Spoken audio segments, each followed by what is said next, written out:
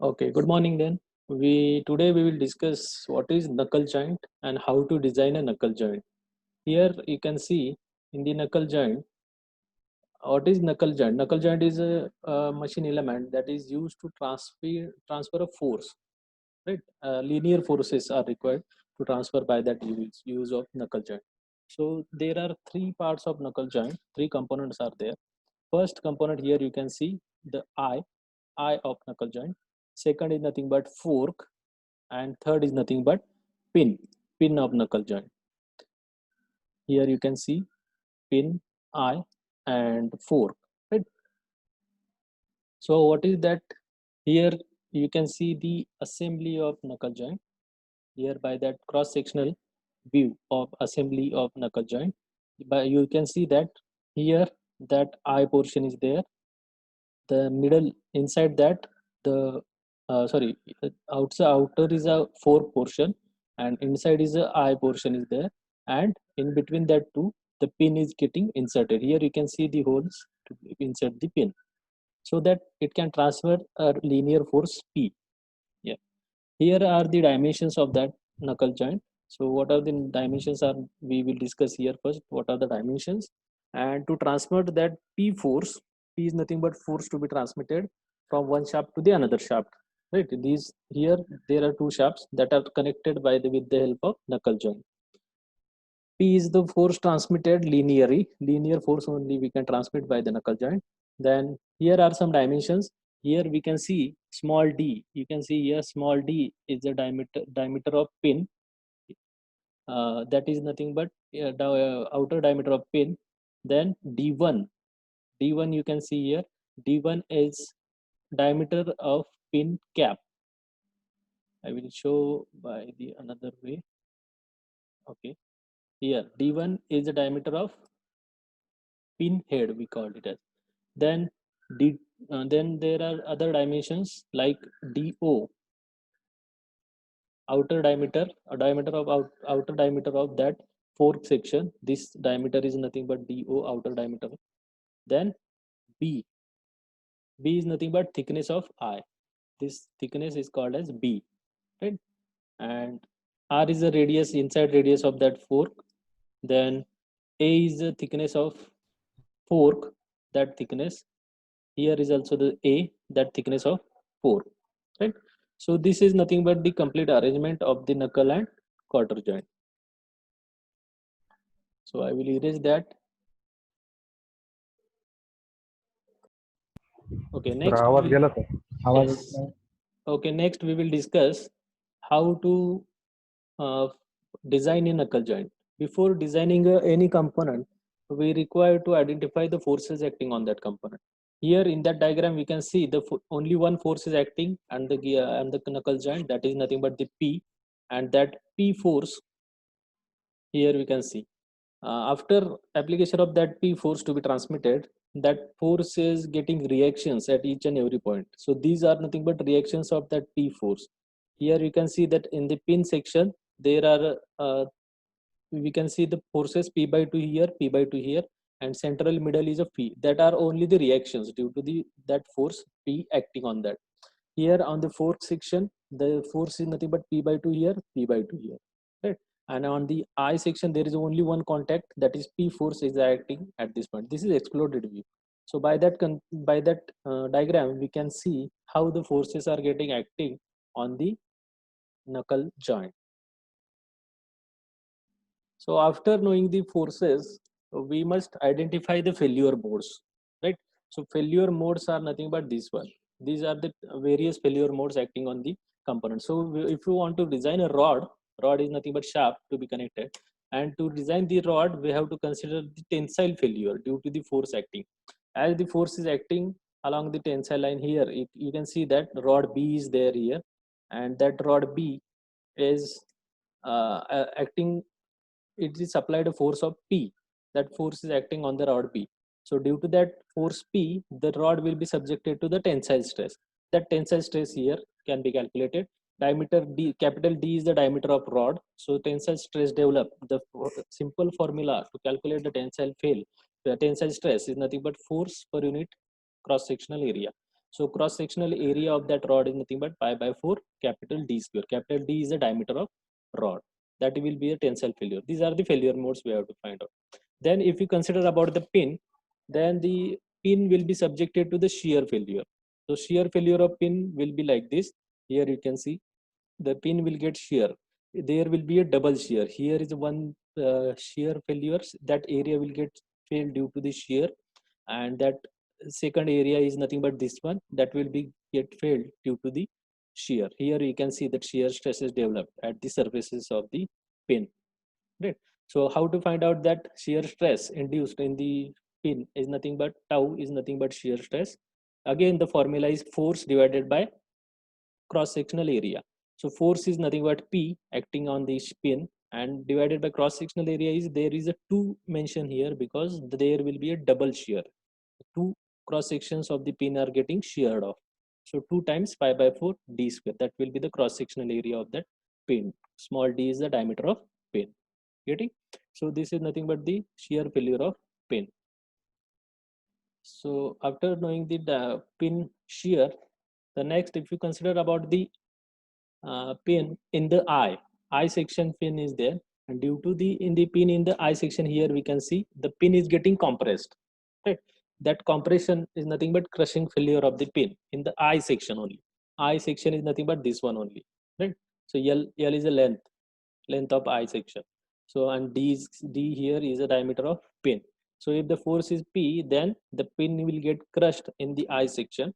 So due to that crushing, the crushing stress we need to calculate, and for that crushing stress we need to consider this projected area. We call it as projected area because as it is a cylindrical portion getting crushed, so that will be force will be act on the projected area.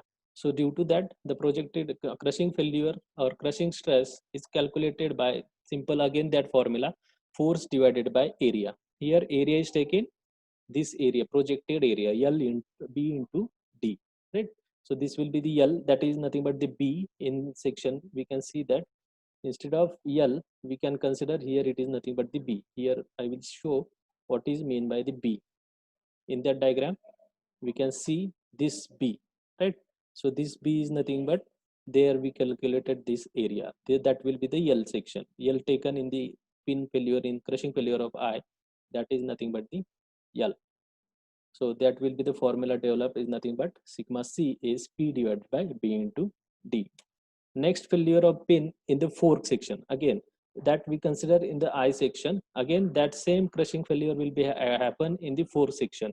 So again, the thickness of fork section is nothing but A, and there are 2 times A because 2 areas are there. Forks having the 2 sections. That pin connected to the fork in 2 sections. That's why here 2 times area and multiply by D. Same formula is there. Crushing failure in pin is nothing but P divided by 2A into D. Getting? So that is all about the crushing failure of, or that is all about the stresses developed in the pin section. Getting? After knowing the crushing failure and tensile failure of a rod, we have to discuss the bending failure of pin.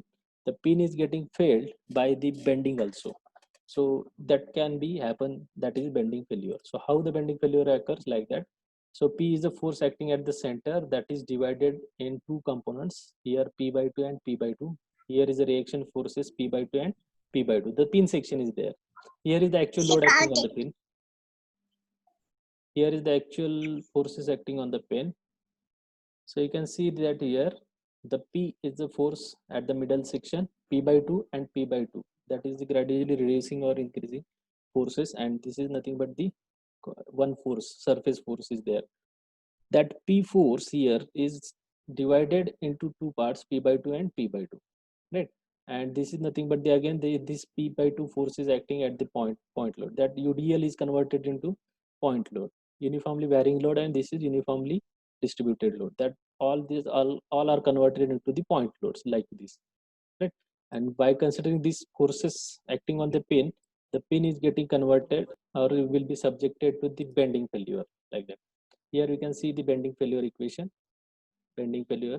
How to find out the MB is nothing but bending stress, bending moment acting on the pin. I is nothing but moment of inertia. y is nothing but this further distance from the neutral axis. By that we can find out the bending stress. Sigma b is nothing but mb y upon I, that is bending equation.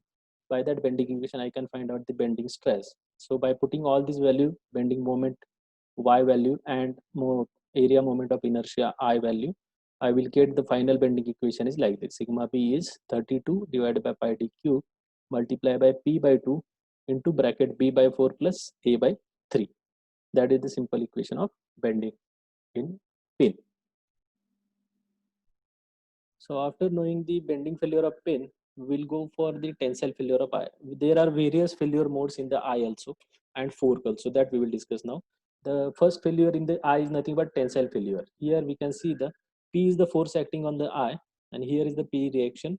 If the force is exceeded the limit of that material used for the eye, then that eye will get failure. The how that eye will get failure? Due to the tensile failure, tensile load. The load is simply a tensile. And what will be the failure area? Failure area is shaded here. As the shaded area you can see, that will be the failure area. Now how to find out that equation of that failure area?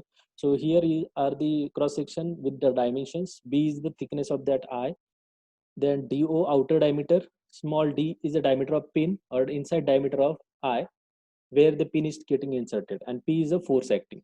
So how to find out that force? It is simply a tensile failure. So we have to find out the tensile stress. Tensile stress is nothing but force per unit area. Here area we need to understand first. How to calculate area? We have to consider only this cross sectional area. You can see here this cross sectional area is to be considered only. So the cross sectional area is nothing but B. Here we can see the B multiply by into the bracket do minus d, outer diameter minus inner diameter, so that I can get only this much area, shaded area. Okay, so that is tensile failure of eye.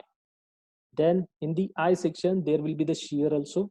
Here in the diagram, you can see if the force is acting like that, then this shear, there's area shown in the shaded, shown by the shaded portion, that can be getting sheared off. Again, here there are two areas are there. This one upper area and below that also the lower area. So both the areas getting sheared off. Here you can see the shear failure in that diagram. Right, the shear failure will be acting here. So again, how to find out the shear failure, shear stress in that? So basic formula, force per unit area. So force is nothing but P, and as there is a double shear, so I multiply by this 2, and the total area, that single area is nothing but B. B is nothing but the thickness of the eye, multiply by do minus d divided by 2, because we have to consider radius, not a diameter, right? Here in that we can consider the radius, do minus t, one side only. That's why here divided by 2. So that is what shear failure of eye. By simple diagram, we can find out the shear failure. And the third failure, next failure is nothing but fork. As the failures are eyes are there, tensile failure and second is a shear failure of eye. Similarly, there are two types of failures in the forks also. So first is nothing but tensile failure. Same we can calculate by this formula, simple formula. Sigma T is nothing but force per unit area. Tensile failure of fork and tensile failure of shear failure of fork. By the simple same formulas are there that we use for the eye section, right? So eye section and failure modes are the same. Here we can see, instead of here tensile failure of eye, the formula is B divided by a cross sectional area do minus d, P divided by B into do minus d. Here instead of B there will be the A, and there are two types of A are there because two A distances are there, two thicknesses are there, upper portion is A and lower portion is A. That's why instead of B there will be the 2A in the tensile failure. And similarly for the shear failure, instead of here B there is only A, two times A. Replace B by 2A. That is the only case in the case of fork and in the case of eye. Getting? So that is all about the failure modes in the knuckle joint and quarter joint. So by the use of that failure modes, we have to design the knuckle joint. Okay, thank you.